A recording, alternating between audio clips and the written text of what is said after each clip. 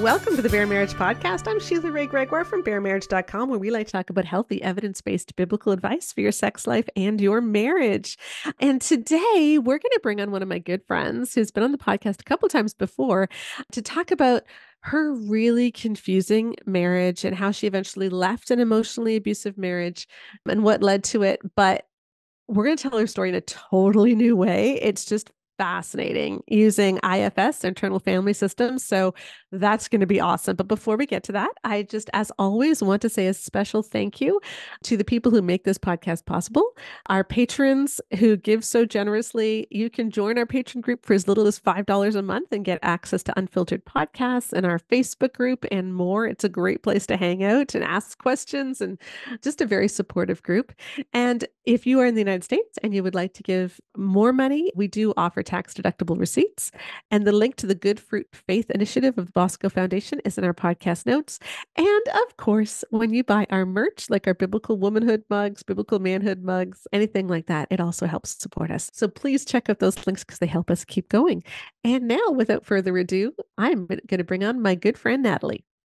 I am so glad to bring back to the podcast one of my good friends, Natalie Hoffman. Hello, Natalie. Hi. And you were on just, let's see, I think it was last month when we talked about Lies Women Believe. You and Gretchen Baskerville joined me for that one. And you were one of the top podcasts of the year the first time you came on when you told your story. So, oh, wow. Yeah. I did not know that.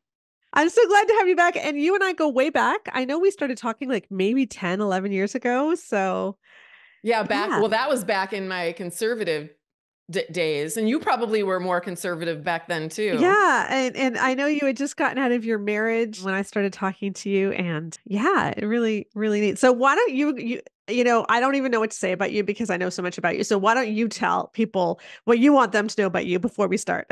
Sure. I'm the author of 2 books. Is It Me? Making Sense of Your Confusing Marriage, A Christian Woman's Guide to Hidden Emotional and Spiritual Abuse.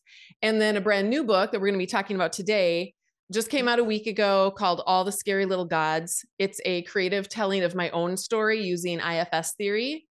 And I've also been an advocate for many years. I work closely with Christian women through my private program, the Flying Free Sisterhood, and my public podcast also called Flying Free. Yeah, awesome. And I recommend Is It Me all the time. It's a great book for, you know, if you have a friend or a sister or maybe even you, and you're confused by your marriage, you keep trying and nothing's ever getting better. It's a good one to recommend, just to sort of ease people in to recognizing when things aren't right. So yes, I definitely recommend that book too. But today we're not talking about that one. We are talking about your new one, All the Scary Little Gods. And I read an early copy of this, probably back in December, and I just loved it. It's just beautiful. It made me cry several times. And so many little things, like you and I have so many things in common. We both went to Urbana 87. Like we No went, way. Yeah, I was in that. I was there too. Like, like we lived very similar lives, you know, just in some ways, and then in other ways, very different ones. So that was super interesting. But let me set the stage for our listeners about why this is a memoir that is really different and it works. Like it hits you in a totally different way because you're not just writing your story, you're writing your story from different perspectives. And so in the first half of the book, we'll deal with the first half first, and then we'll get into IFS later. Because the first half, you're actually writing it from the perspective of little Natalie. And the voice is little Natalie. Like even when you're 6 years old, like you're talking, you're trying to make sense of the world the way a 6-year-old would. And it's really emotional. And it's lovely. My inner world was very real to me when I was younger. I found a journal when I was a little girl, and it was fascinating to read that and to read my thoughts about things. But yeah, just going through all of my paraphernalia brought up a lot of memories for me. And I really went through a phase where I despised myself. Most of my adult life, I despised myself and despised that little girl. And so as I walked through my healing journey, I started to connect with her and realize how precious she was. I even put up pictures of myself as a little child in my office so that I could, you know, because I would never treat any other, you know, little children like the way that I was treating my little Natalie. So when it came time, when I finally felt like, okay, I think I'm ready to write my memoir, I just, this idea popped into my head. I should let her tell her side of the story in her voice. I wonder what that would be like to let her talk. So as I let her talk, then I also realized she never had an empathetic witness when she was little. She never had someone who validated her experiences. She had a lot of invalidation happening. And so I thought, what would it be like if I answered back? So the chapters are really short. It's her little voice talking about one little thing that happened in her life. I should say too that it's a spiritual memoir. So it's focused on my walk with my journey with God. So I don't tell my whole story. It's just just the parts of my life where that intersected with God. But I realized that I could be that empathetic witness for her. And so I try to model what that looks like by, at the end of each little chapter, there's like just a little paragraph of me saying, it's me intertwined with the Holy Spirit. Like, what would we, if we were to partner together and be an empathetic witness for this child, what would we say back to her about that experience that she had? And I've heard from other readers, they've said that's been really powerful for them, even to realize that, maybe they grew up and were looking for love, and to realize that that love actually exists for them. It's heartbreaking that they didn't have it, but also very cathartic to realize that it's actually there. They just haven't been able to tune into it. Yeah, it was very powerful. I really appreciated that part of it, and I appreciated your little Natalie voice. And the little Natalie voice gets older as you get older, and I just thought it was very well done. And then in the intro, as you're introducing little Natalie, you're explaining why she's going to be talking. You say this, and you explain the title of the book. And I'm just going to read a little bit. I know this is always awkward for authors when someone reads your quote, but I just want people to hear your words. So, for me, the journey has been about discovering that empathetic witness in the tangled maze of religious programming that taught me how to worship and fawn after scary little gods.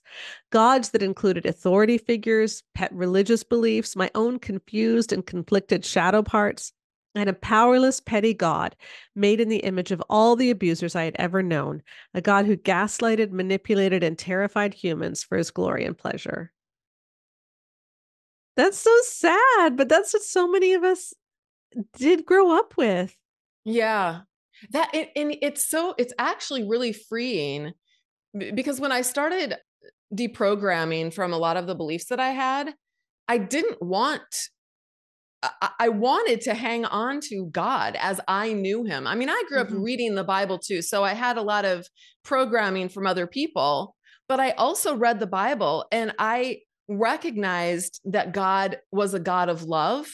I mean, there were also problematic parts that I was confused about, but I recognized that God was love, and I wanted to hang on to that. So I was trying to figure out, how do I maintain the best parts of my faith that really enrich my life and give me so much hope and peace, and discard the parts of it that were really destructive. And I realized that you can do that. You don't, it's not just like this. It's not just what we were taught. I hope that we all, as we get older and evolve and grow in our relationship with God, that we will always be pruning out things that just don't quite fit with what we are. As God expands in our minds and becomes bigger to us, we get to prune out the things that don't fit into that newer understanding of who God is. We should all be doing that. And it is exciting and adventurous work that we can do within ourselves spiritually. Yeah, exactly. And it does lead to so much freedom. And what's interesting is when you read little Natalie in the first part of the book, that's what she's looking for.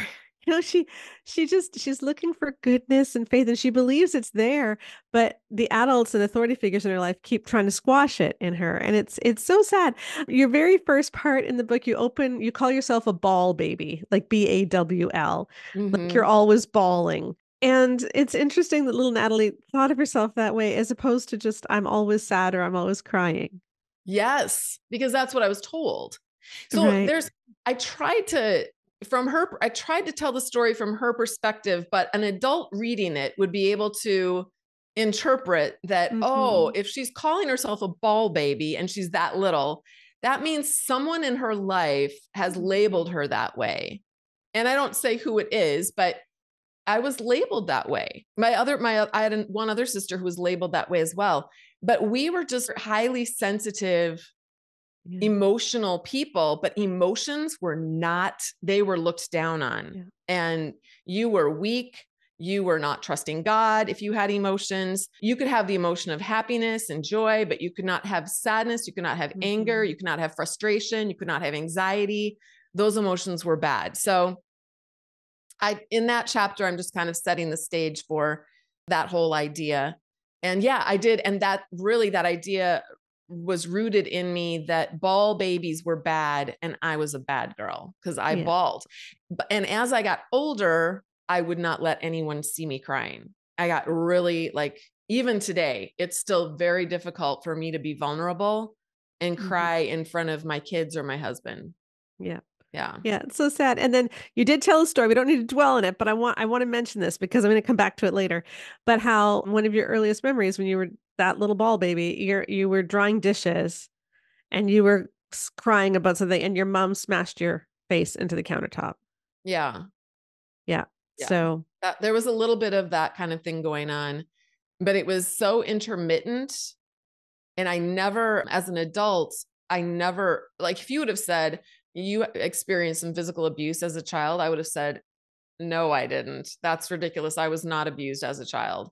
But as I mhm. learned more about abuse and then looked back on my experiences, I was like, oh my word, I experienced so many layers of Yeah. abuse as a child, but it was all normalized for me. Yeah. Even now, my family of origin won't talk to me because I talk about this. I've never accused them of anything, but I talk about abuse and it's like they don't want to have anything to do with me because they're afraid of being exposed in that way.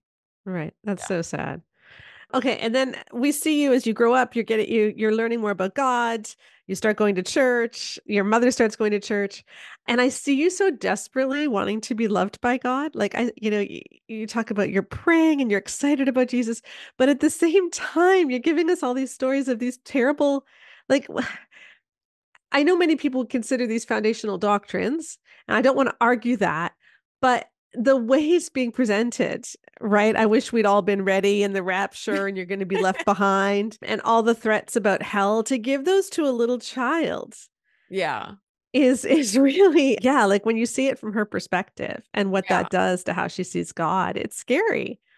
It is. Well, and I remember my own kids, raising my own kids and being really scared. Well, I guess I do get into that later on in the book, being really scared for their salvation also.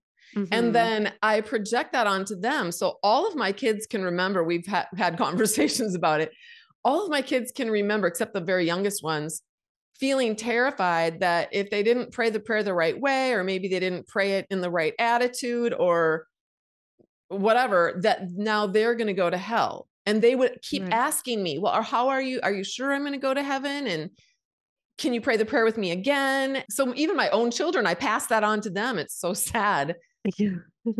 Yeah, it's that you can never have a relationship with God where you're just at rest. Exactly. Where Where you you can just trust that he loves you no matter what. Yeah. And that's just the other thing too. We had this idea, I was raised with this idea that you couldn't lose your salvation on the one hand. A lot of times we are get taught a couple, like opposite things. You can't lose your salvation and God loves you so much. And also, if you step out of line, you'll be slipping down the slippery slope to hell and perdition, and all of your Right. children will go to hell in a handbasket.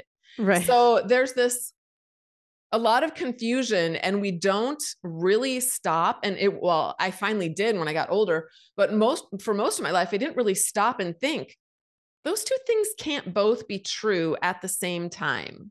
Yeah. Yeah. So yeah. Yeah. But that faith that we are led into is often very fear-based, and that has an effect. And you mentioned a bunch of things. Like you said, this is more of a faith memoir than anything else. And so we get these little glimpses of Natalie as she grows up and these other things that happen to you with regards with faith. And there was one really sad one that really stood out to me. I think you were around middle school age and you read a book called Light from Heaven. Yeah. Can you explain that? Like what the plot of that book was? Yeah. Oh my gosh, that book haunted me and I read it several times. It was dog-eared. I don't know. I really feel like I was trying to find clues about how to figure this whole thing out. But in that book, the wife was married to an abusive man. He was physically abusive and mentally abusive. And he was also a leader in their church. So the wife, the book presented it and he beat his child too, his oldest son, all through his life. But the wife never told anybody. The book presented it like the wife was a godly woman who made sure to honor her husband and respect her husband in public. And she trusted God with everything. So in the end, she ends up dying, but she dies like she dies like a noble Christian woman's death. Her son honors her for how she kept the secret and never told anybody. And I in my mind, I thought that was the best thing to do, that was how God would love me and how that would make me a good Christian. Yeah. If I also kept my mouth quiet about any kind of abuse that came up in my life. And I didn't even recognize it as abuse because that book was so obviously, I mean, he would beat her and beat his son.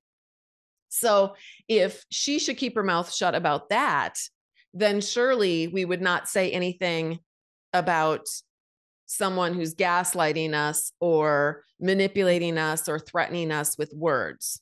Yeah. Right. That didn't even cross my mind that is also abuse. I think back to some of the books that I read when I was 12, 13, 14, and a lot of them really do impact you. But why did you read that book? Was it just like in the church library or did someone give it to you or I don't know. It was my book. I have no idea. My mom would often buy me books because I love to read. And back then we didn't have anything else to do. Right. Do you remember that? We had nothing to do. Yeah. Like yeah.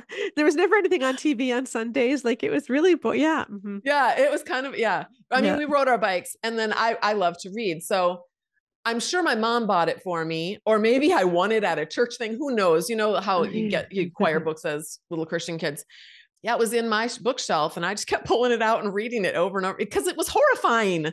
I was horrified. It's like a morbid fascination at this story. I just didn't get it. And yet as kids, like when developmentally, when you read this stuff when you're that age, the more extreme seems more godly. Right. Yes. So the more extreme something is, the more we think, well, this is what I need to get in line with, because it's very hard to see nuance. Right. And so that's priming you to think like this, which we're going to see as you get older. But your parents start going to Gothard seminars. So, and we've talked about Bill Gothard, the Shiny Happy People documentary. That's what we're talking about here. So super, super fundamentalist homeschooling conferences. So your parents are taking you to these and you start getting told that you are rebellious and that rebellion is the sin of witchcraft and that you are very, very rebellious. And I don't see any rebellion in you in this, except that you had opinions. That was exactly. You weren't drinking, you weren't stealing, you weren't dating. I was the quintessential good Christian girl. In fact, people called me goody goody two shoes. My youth group, the people in my youth group used to make fun of me for how pure and holy I was. They didn't like that. They were all trying drugs and sleeping around and doing what some teenagers do. And I wouldn't do that. And they didn't like me because they didn't like me. Yeah. So and I would sing in church and I was friendly to everyone at church. I loved my church family, the adults, the kids, everybody. I loved everybody, but I had opinions and I had questions. I was constantly asking questions and challenging. I think I was challenging my mom about some of the beliefs because as you get older, then you start going, well, now, wait a minute, this doesn't really make sense. And every time I asked a question about it, I would get squashed. I would just get told that I was, and then, so what that does is it leaves you feeling like, okay, it's bad to question. It's bad. It's rebellious to think differently than what than what your authority believes. That's what the big thing was, because Bill Gothard's Right. big on authority, and God speaks through your authority. So if you have a different opinion than your authority, therefore you are not just opposing your mother or your husband or your pastor, you are opposing God himself. And Yes. that was terrifying to me. I didn't want to oppose God. And They could have told me anything and I would have believed it, because that's what my authority said. And that's who God's speaking to. yeah. And so you just simply thought about things. You were just a kid who thought about things. Yeah. And because of that, you were labeled rebellious. And there was this one great passage where your mom would often give you the silent treatment until you fully repented because you were so rebellious and you were supposed to repent of you didn't know what. And it just seemed really unfair. And you said, and then you said this, what stumps me is that mom has never been sad or sorry for the ways she has hurt me. And so Yeah. you're constantly having to repent, but your mother never did. Right. And I experienced that. And then when I got married, I experienced that in my relationship too. Mhm. And I remember even as a young wife thinking, this is so weird. My mom never used to say she was sorry either. Why do I always have to be the one that says I'm sorry if I want peace in this relationship? And then Mhm. anything that they do to me is just supposed to be forgotten about and forgiven and put under the rug. And I'm just supposed to absorb it. I didn't know that that's what emotional abuse is, but I Mhm. learned later on in life that that's what that is. And I had been basically living in it, marinating in it my whole life. Now, what I find interesting too is so the episode where your mom slammed your face into the counter happened before she became a Christian, before she got involved with Gothard. And I just wonder, like, do you think in your experience, because I've never been involved with Gothard, I talked to all these people who have, but do you think that people who are already abusive are naturally drawn to things like IBLP and Gothard? Oh gosh, I don't know that I have an opinion on that. And I want to be, there's a part of me that's just like, ugh, I don't like talking like this about my mom, because there were, and I really tried to put in my book, you can tell me if You you know, got this impression or not. I tried to put really good things about her in there too, because there are many ways that my mom was a fantastic mother that she passed on to me that I have passed on to my kids. But I think it's important to note too that it's never just all, people are never just all bad or all good. There's mhm, always going to be a mixture of both. And my mom really, she loved being a mother. She was very enmeshed with us and continues to be enmeshed with my other two sisters. But she was a good mother in many, many ways, but I think she never got healing or help for her childhood issues. I don't know what happened in her childhood because she didn't talk about it that much, but I am guessing that she had trauma in her childhood and probably a lot of neglect. She grew up in a large farm family, mhm, and perhaps that she brought that into some of her mothering. And we all know as mothers that we can get angry with our kids and frustrated. And she maybe wasn't resourced enough to know what to do with that or how to handle that at times. mhm. So, and like I said, it was very intermittent. That slamming incident was the worst incident that I can think of.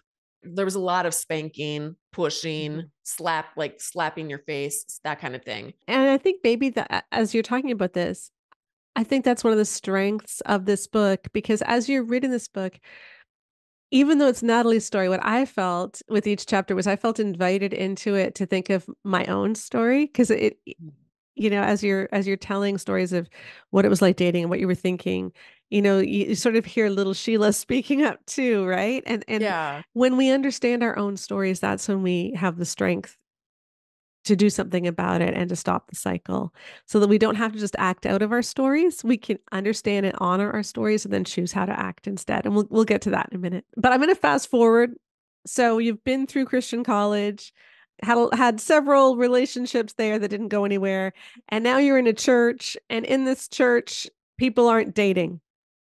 They are courting and they are waiting for God's perfect mate to show up on your doorstep. And he wrote this, which I thought was quite funny. Many of these couples don't even like each other when they start working together, but God's ways are mysterious and love comes softly with no dating required. Just lead a small group and watch your destiny unfold.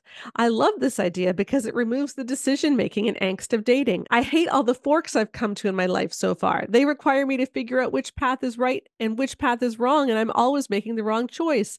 But the right choice leads to blessings and love. The wrong choice leads to getting yelled at and kicked out of people's love circle. It's tricky. This method of finding a mate takes care of all that. I So poor little Natalie just wants to be loved and everything's gone wrong. And so you're like, maybe the problem is I keep making the wrong decision. So if I don't have to decide, then that problem will be lifted.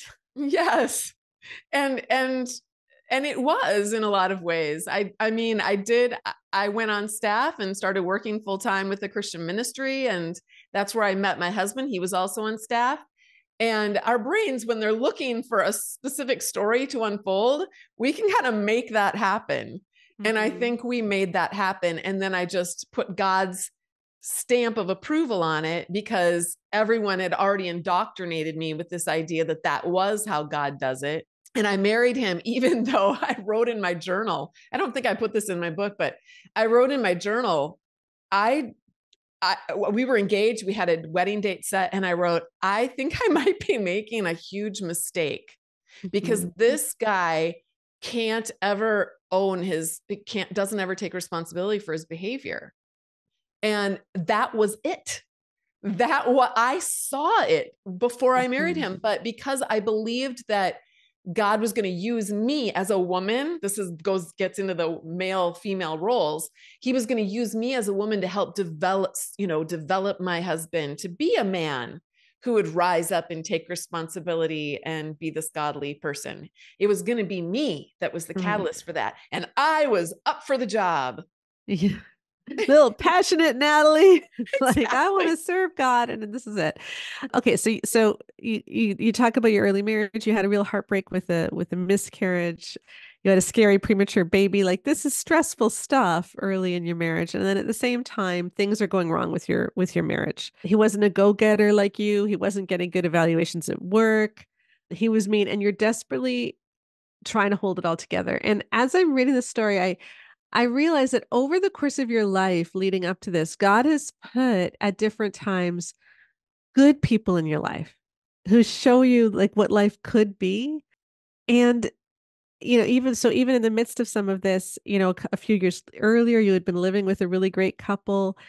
You did have glimpses of what health looked like. And do you think that having those glimpses was one of the things that eventually helped you get out of the destructive marriage?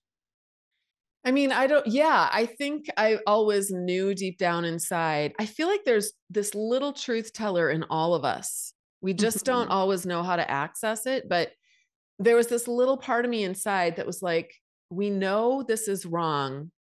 I just didn't know how to get from that to what to do about it, or that I had any agency to do anything about it. I felt like I had made mistakes. I didn't marry the kind of person I didn't, that couple that I lived with for one summer was like, we weren't those kind of people.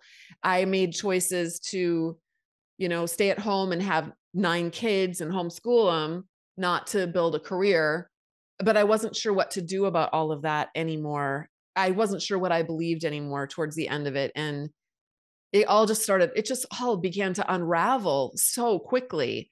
And I was really just lost at sea towards the end there, which is why I contemplated suicide. Eventually, I just got to the point where I thought maybe I just need to end it all because I'm causing so many. I felt like I was just a problem child. Like my husband hates me. My kids they were actually normal. Well, I did have some kids with special needs, but they were actually, just your normal run-of-the-mill kids, right? With normal run-of-the-mill problems for the most part, except that I just interpreted anything as like rebellion against God. And, I was such a black and white thinker.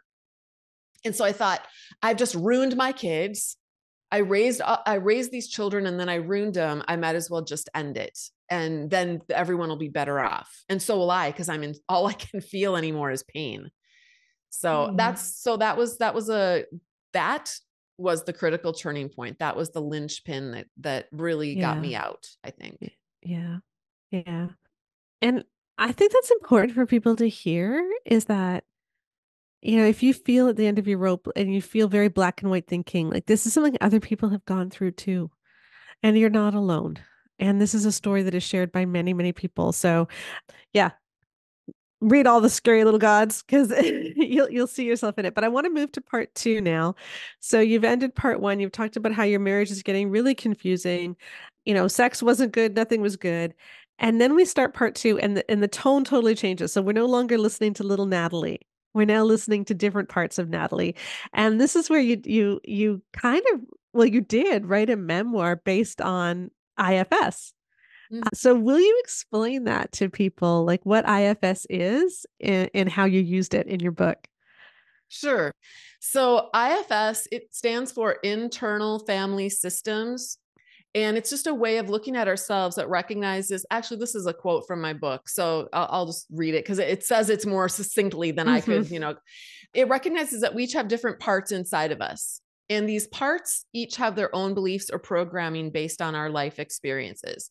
And some parts are called manager parts. They try to manage our pain by working hard to manage the people and our circumstances in our lives. They might do this by trying to please people or control people or manage other people's emotions or judge them. I'll skip through here. I won't read everything, but other parts of us are called firefighter parts, and they come online when our manager parts have failed to manage. And so firefighters put out the fire of the pain that we feel. And they might try to do this by, overspending or self-harming or over drinking or overeating.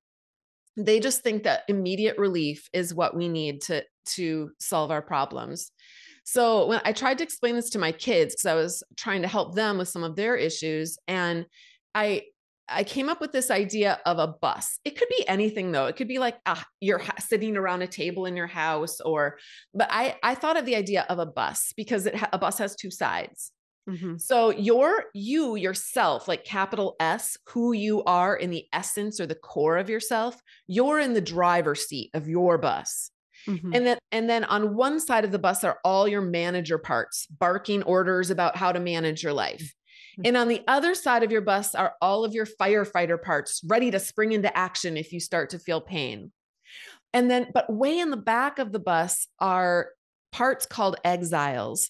And they're the younger parts of yourself that experienced trauma or it doesn't have to even be big T trauma. It can be little T trauma, something painful in your life that ended up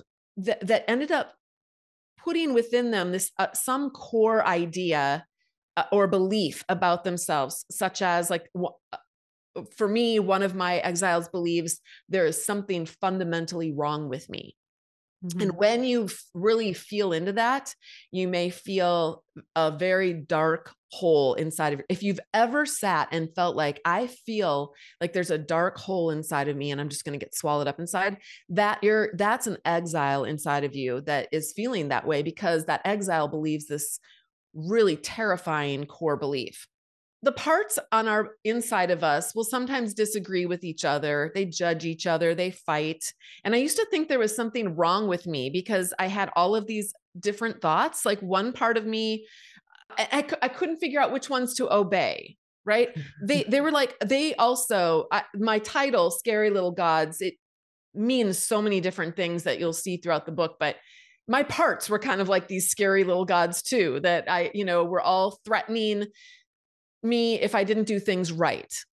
But now when I feel chaotic in my brain and body, now that I've learned about IFS and I've worked on getting to know some of these parts, I am more aware of them and they feel more seen. I talk a lot about an empathetic witness in my book. These parts of us need that empathetic witness too. Just like children and even grown-ups, we need someone to be able to hear us and understand us and validate what we're going through. That's how we heal. And these parts inside of us need that too. And they maybe didn't get it from their mother or their father or their teachers or their husband. And so we have this beautiful opportunity to partner with God, with the Holy Spirit who lives inside of us, and be that empathetic witness to these parts of us. Mm-hmm. So anyway, the second part of my book, then I decided, because I've done a lot of IFS work and I've gotten to know different parts of me. And as I was going through my journals to write this memoir, I realized, I was reading my journals and I realized these are the different parts of me writing in my journal. Because I could see like melancholy writing her woe is me things in the journal.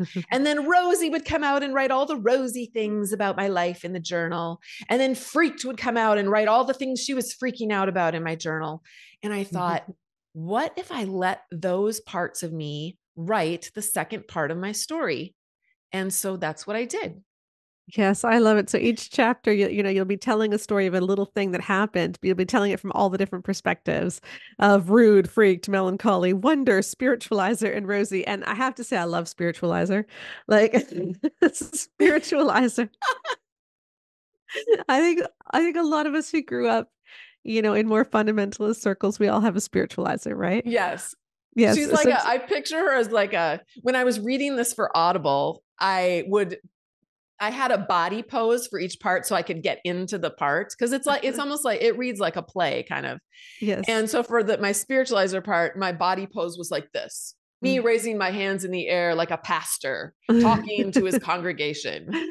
Yes. I was telling you how you're not, it's basically spiritually gaslighting yourself, how you're not supposed to be feeling that way because yes, spiritually bypassing. Spiritualizer is just a big spiritual bypasser. I am parachuting in here to say to anybody who lives in the Southern Ontario region that on March 23rd in Belleville, Ontario, in my hometown, we are going to have a big post-COVID party. We never got to do a launch party for the Great Sex Rescue, for She Deserves Better, for the Good Guys Guide to Great Sex, or the Good Girls Guide to Great Sex, or even my 50th birthday, because it was all during COVID. So we are going to have a wonderful party on March 23rd at St. Thomas Anglican Church, and you are all welcome. It is free. There is a link where you can get some free tickets just so that we know how many people are coming. And so please check out the podcast notes for that because we would love to see you there.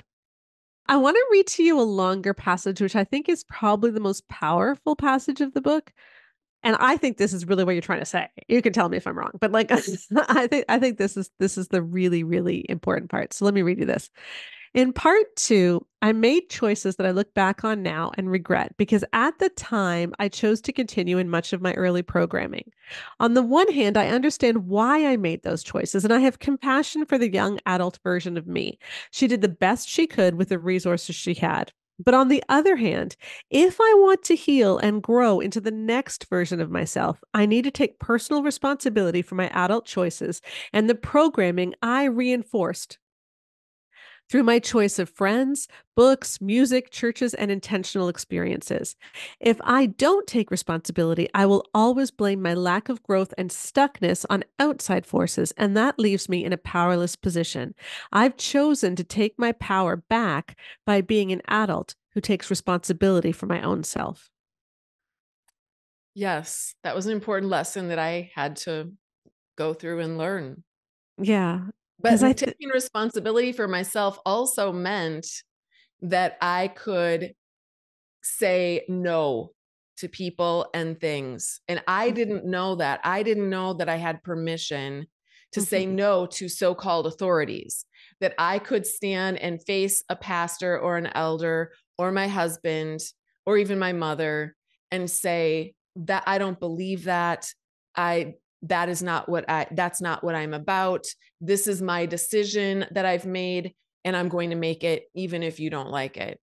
Before I let them take responsibility for me, I let them run my life, but also to recognize I made the decision to let them run my life. Yeah. That was my decision. Yeah. Now, yes, I do. And I mentioned there too, it was my programming that led me to make that decision.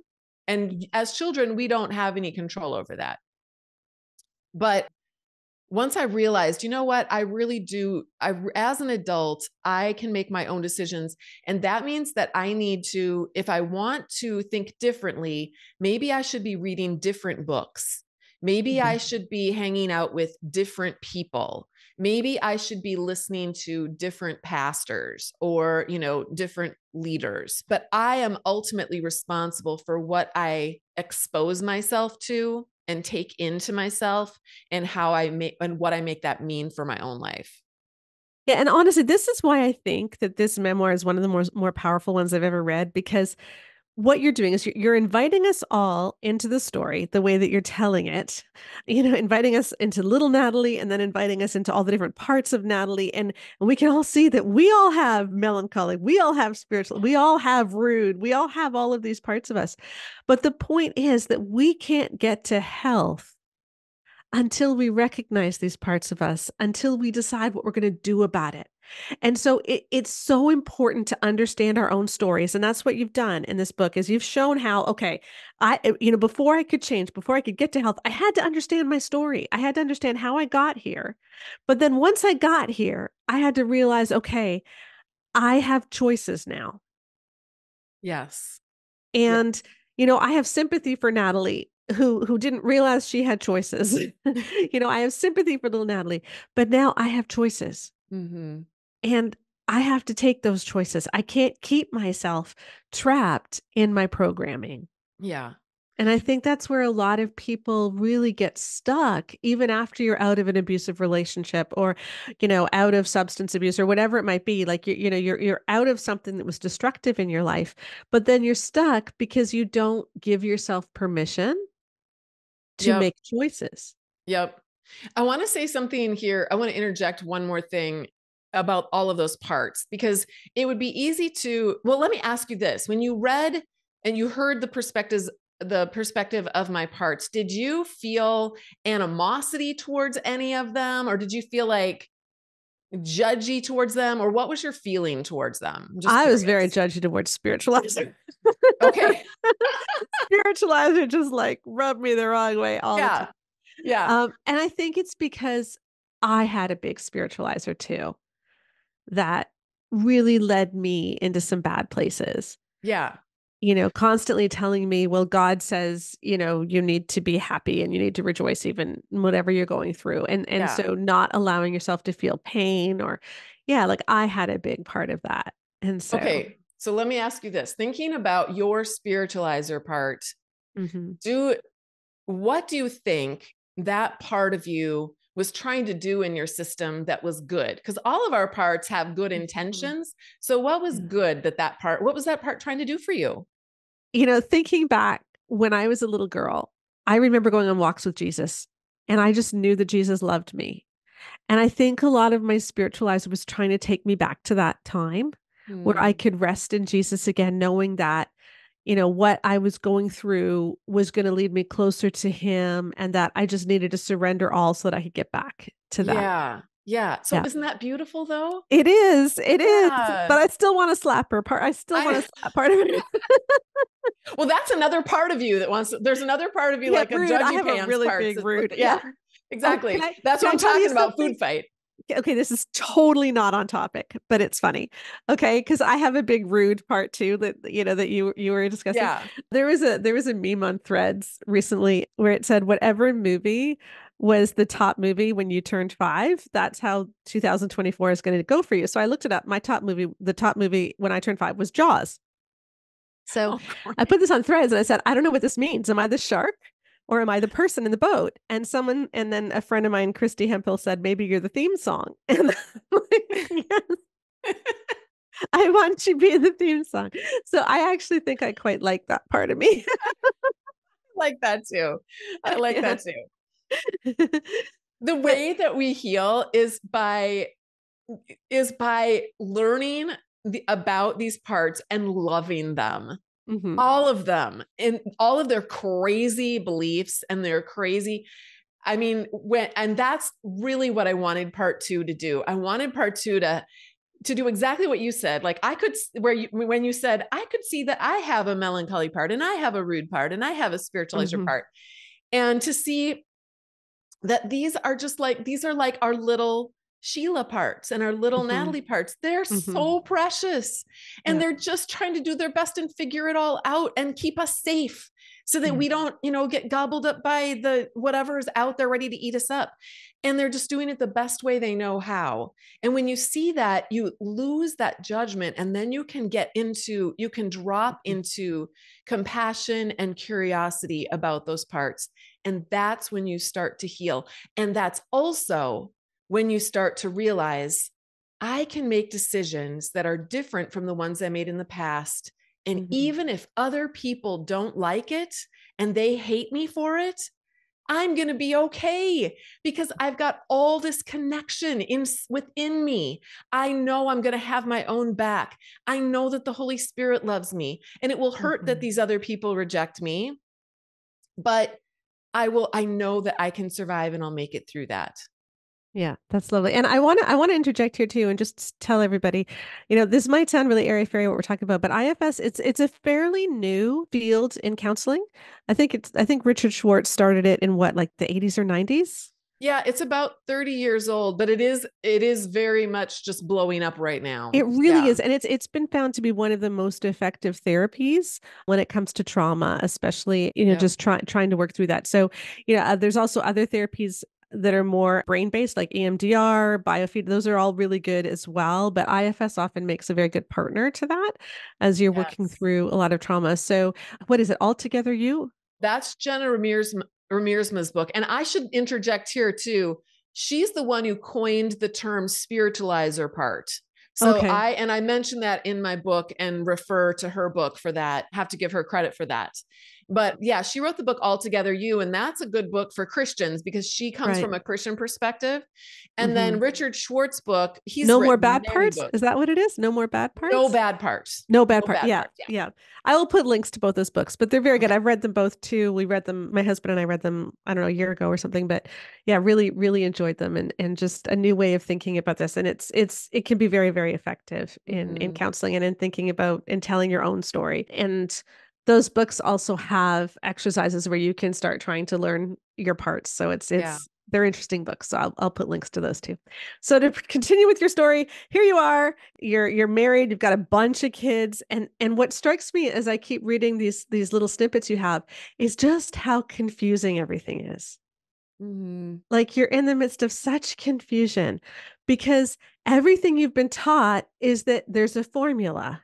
And if you just follow the formula, things are going to be good. And you see Natalie trying so desperately to figure out, okay, how am I getting this formula wrong? Because things aren't good and I'm doing everything I'm supposed to do. Yeah. So you're reading more and more books, you're going for pastors, you're talking to counselors, you're trying to figure this out and nothing's working. Yeah. Well, I'm testing things too. Like I'm learning new things and then I'll try testing it and then I'll get squashed. Mm-hmm. I'll every time I open my mouth and use my voice, I get batted back down again. And then I start noticing that pattern. And then I'm like, there's something's not right about this because it helps to be a mother because you see your own kids and you think, well, I would never want this for my kids. Yeah. Why am I allowing this for me? Am I not just as important as a human being than my own children or than my husband or than anybody else on the planet? Why am I always throwing myself under the bus? I got to stop doing that. Like other Mm-hmm. people, okay, maybe they can throw me under the bus, but Mm-hmm. I was starting to realize how I threw myself under the bus, and then I began to see that's the one thing I can change. I Yeah. can't change them. I've been trying. I can't get them to see me. They don't want to see me. I've got to take back what I actually do have control over, and that is my own mind and my own thoughts, my own emotions, and I need to figure that out for myself. Yeah. And by they, as you tell your story, you've obviously got your husband who's very emotionally abusive, very and often some of that emotional abuse is often being passive and not taking any Yeah. responsibility for anything. And then you're also seeing pastors and counselors and it doesn't work. They're not listening to you. So you'll quit and then you'll do another counselor And so your husband is making himself seem like he's the good guy because here's Natalie and she never continues with counseling. She keeps leaving the counseling. you Which know. he never wanted to go to counseling in the first place. Every time he would drag his feet about it. But then Right. we'd get there, and basically the counselor, they were all Bible counselors. They would just re-abuse me because Mm-hmm. I didn't, have the right anatomy. And so then I'd realize, well, this isn't working. And yeah, he would say, well, see, she just keeps quitting on the counselors. It's all, Yeah. she's just trying to find someone to agree with her. And yeah, I Yeah. was trying to find Because someone who could see me. and again, you at this point you were going to John Piper's former church, right? Yeah. Yeah. So very, very conservative church. And you were seeing biblical counselors. And this is why here on the Bare Marriage podcast, we always recommend licensed counselors. Please Yes. see someone who's trauma informed, even someone who's trained in trauma therapies, even if you don't have trauma, because people who are trained in trauma therapies tend to recognize abuse better. So Yes. I just tend to tell people do that. And if you are in an abusive marriage, please do not go see a counselor as a couple. See a counselor by yourself. Yes. Because in counseling as a couple, when there's emotional abuse, the counseling situation can be a place where the abuser can re-abuse. Right. So, and you could see that in your story, how this kept happening. You're going to these biblical counselors and you are getting re-abused. There was this one brilliant anecdote that you left. It ended up backfiring on you, but I was like, you go, Natalie. But this is where your part rude spoke up. And you're in a counselor's office and they always start by asking you to confess your sins and like, how did you contribute to this problem? And you said, I was always the one to go first, right? Like I could list all of my sins. I could list all kinds of things I've done wrong. And this one particular time you decided to say nothing to see if your husband would say something. Mm-hmm. And it got super uncomfortable and he wouldn't say anything. And you said, that's the problem. Exactly. Exactly. I did finally go see a licensed counselor by myself, and she diagnosed me with complex post-traumatic stress disorder, which you get if there's three things that are usually in place in order for you to acquire that CPTSD. One is an uneven power dynamic, which is, think about a lot of Christian marriages. If you believe that the man is more powerful and has all the power in the relationship, that's an uneven power dynamic. Yeah. Number two, repetitive prolonged trauma, which is what you get when you have any type of abuse that's ongoing in your relationship. And three, the perception that there's no escape from it, which is what a lot of Christian women believe because they don't believe that divorce is an option. So all three of those things, I've seen this in my work with women. So many Christian women in abusive marriages have CPTSD symptoms because they were in an uneven power dynamic, repetitive prolonged trauma, and they didn't think that there was any way out. And it's tragic. Yeah, one of the interesting things in the literature about Christians and abuse is that it doesn't seem like the abuse rate is necessarily higher in the Christian church than in the general population, although I would argue that it likely is in fundamentalist areas, and I'd love to do more research on that. But what happens is that Christian women stay longer Yes, and they don't which have the makes support. sense. Yeah. Yep. Yeah. And so that's why it has more of an effect because Christian women will stay longer. Yeah. Yeah. Yeah. And their community often abandons them if they leave, which is of course Yeah. why they stay longer. So yeah, Well, really, and really sad. the bad thing about that too is that then the kids are in that environment longer. They grow up, they spend more years being immersed in that, and then they often grow up and it ends up perpetuating itself into their lives as well. Yeah. It's very sad. Yeah. So fast forwarding, you finally realize that you do need to leave and you do. And the church really betrayed you. And you've told this story before, but when you do realize you need to leave, you wrote a post many years ago. I remember reading it when it was first out that just so beautifully illustrated the problem with your marriage. And you wrote that. I think you may have made it slightly longer in the book, but it was the tennis ball illustration. And could Yeah. you just tell people that because it's just so well done? Well, I'll tell you what, it's too long to read, and it's not as powerful. I think you have to read it to get Okay, the maybe power. you do, but it's really good.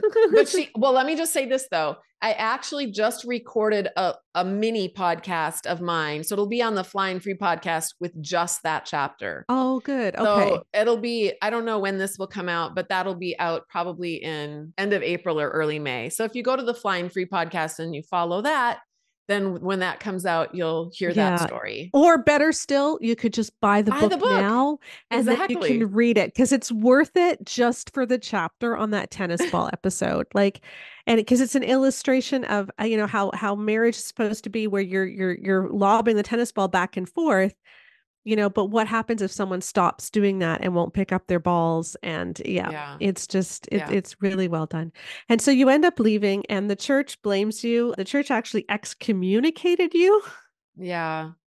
Yep. which is quite unbelievable. And they really betrayed you. You had an email thread where the church had promised they were going to hold your husband accountable. They never did, and they ended up turning their back on you multiple times Yep. until you just stopped playing the game. Yeah, I just finally realized I'm just going to walk away. It was very painful because I mean, I was immersed in the church my whole life. My life was revolved around the church and the people in the church. Yeah. And I just could not wrap my brain around the fact that, but that's what I grew up with. If you say something, if you point anything out, you're going to be given the silent treatment. You're going to be told that you're rebellious and bad. I grew up in that culture. And sure enough, and when you grow up that way, you instinctively know deep down inside, I better keep my mouth shut. I better play this game right, or I'm going to lose everybody. And when I finally just said, I've already lost everything anyways, what do I have to lose? And did it, I found out that I was right all along. I lost everybody, even in my family of origin. I lost everybody in my life except my college friends. We're still Yeah. friends. We're still friends. But oh, go I ahead. think I think I really was sad about your sister. I'm sorry about that. Like, Yeah, that just is still an ongoing pain for me because we did develop, I thought it was a close relationship for many years. She worked for me mhm. in my other home business and we were very close. And then some things happened in my family of origin and that was the end of it. So Yeah. I'm So out. and I guess maybe that's something that listeners need to know too, is that you can leave for all the right reasons, but it doesn't mean the people around you are going to agree. But sometimes you have to Exactly. do it. Sometimes you have to do it anyway to Exactly.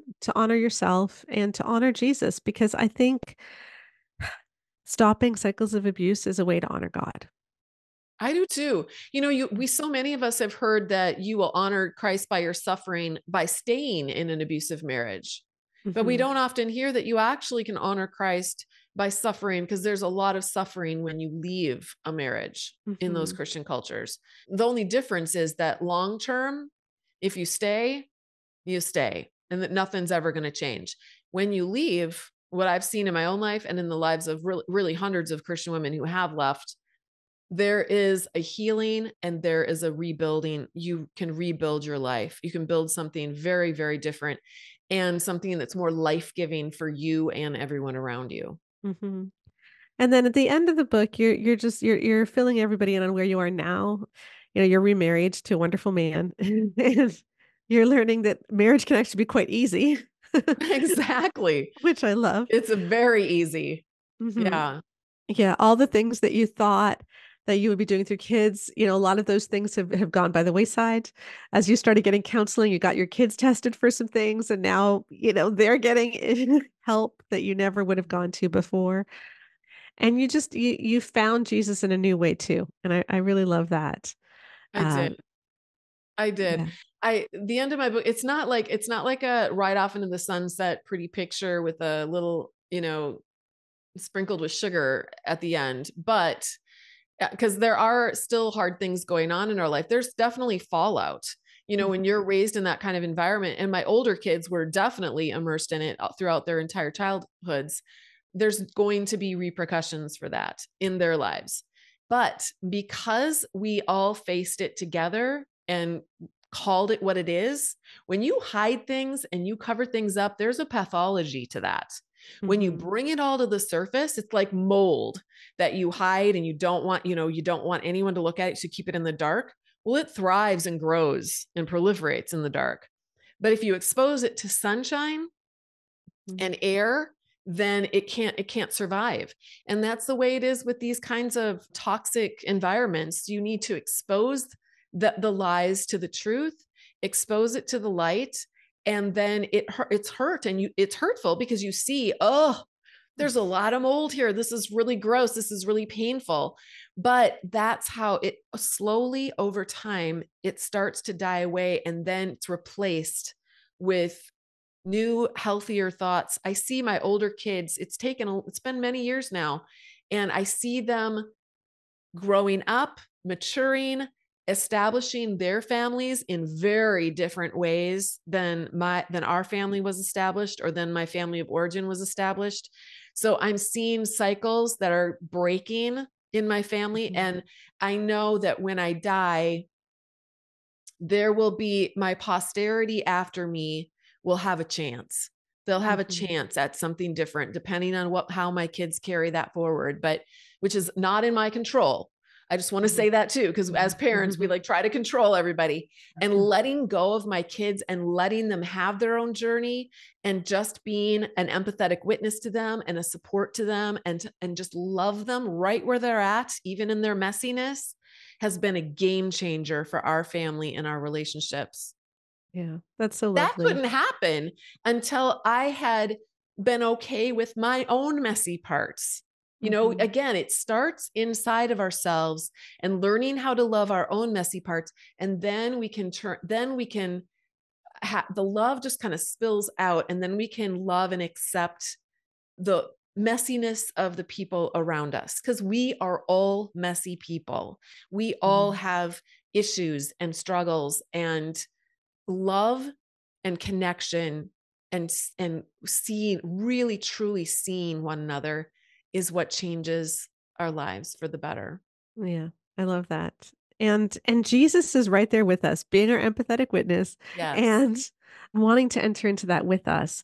But we can push him away when we try to do everything by formula, when we try to have control, when we try to think that we can, make everything fit a mold. And it doesn't work that way. And I think one of the other things I really want people to hear about your story, because I know a lot of people listening to this are not in abusive marriages, and I'm really happy about that. I am really happy about that. But all of you know people who are in abusive marriages, even if you don't realize you do. All of you know people who are in abusive marriages. And I just want you to ask yourself, if someone beside you in the pew at church was in an abusive marriage, would they have a safe place to go in your church? Would they be told that they matter? Or would they be told that, well, they just need to confess more of their own sins and they're not trying hard enough? Yeah. Would they be given help to get safe, or would they be excommunicated for speaking up? And if you're in a church that would excommunicate someone for speaking up about abuse, then you are hurting women yourself. And I know that's harsh, but when we give our volunteer time and our tithe money to a church that would hurt a woman like that, then we are participating in that. Yep. And so this is on all of us, even those of us who are not in abusive marriages. This is on all of us to make sure that our churches are safe. I 100% agree. Yeah. Because I'm not in an abusive marriage. And yet somehow I've ended up in this place where I'm talking about abuse so much. Thank goodness, because your voice is needed, and people need to, it shouldn't just be the victims that are Yeah. speaking out. They should have advocates out there who understand that every church should be a place of advocacy for women. There would be more divorces, I think, Yes. at first. And then also what would follow is healthier marriages. Yep. Yeah. Yep. I completely agree. And we don't need to cling to the shell of a marriage. I think sometimes we're so proud that we don't have more divorces because we're beating the atheists or something. Having a low divorce rate does not matter if those marriages are unhealthy. Yep. Because Jesus isn't interested in whitewashed tombs. Exactly. He is the way, the truth, and the life. And so we need to speak truth. And, we need to bring life back Yeah. to our congregations. And let me just say, too, as I said, I was not in an abusive marriage. And yet I really enjoyed this book, All the Scary Little Gods, too, because I think all of us have a little Sheila or a little Mary or a little Kevin or a little Joanna or a little whoever that we need to get in touch with. And it's just a really interesting, fun, teary, heartfelt book. So do check it out. I will put the link in the podcast notes for All the Scary Little Gods by Natalie Hoffman. It just came out and it's wonderful. And you can check it out. And I'll put links to the other things that we mentioned too. But before we go, anything else that you just want to leave people with? Well, I just want to say thank you for sharing my book. It's a very vulnerable thing to put a book like this out there. And all of my little parts were very scared to do it. There was a lot of arguing about it, but we did. And I just really appreciate your reception of it and your willingness to share it. Can I just read or maybe you can just read the last line of it, because the book is called All the Scary Little Gods. And some people were saying, ooh, that sounds kind of scary. Yes. Everything made sense in my core, where God was, where God is, where God will always and forever be. And guess what? God isn't little or scary. Surprise. Yeah. I think that's a good place to end it. Yeah. Amen. I'm so grateful for Natalie for joining us. She is a good friend. We talk a lot behind the scenes as well. And I like bouncing ideas off of her. And I love seeing her journey and how hard she has worked to make sense of things. And Natalie just has the ability to put things into words, like that tennis ball illustration, in such an amazing way that makes things so clear. And I think that's what I most appreciate about her writing, is that she takes people who are in a very confusing place and she just shines a light on it, and it's like, oh, I get it now. So I will put a link to both of her books in there, and also to Flying Free Sisterhood, where you can join her. I do want to say too that my daughter did have her baby. So I am the proud grandmother of another little girl, Diana Joy, and we are so excited that she is here. And I wanted to let you know, because we've been talking about that for the last few weeks and we didn't get to announce when she was actually born. So she is here and we're happy as clams. And my daughter is not getting a lot of sleep, but she's still happy too. And so that's all for us for this week. And I hope you will join us again on next week's Bare Marriage Podcast. Thanks and bye-bye.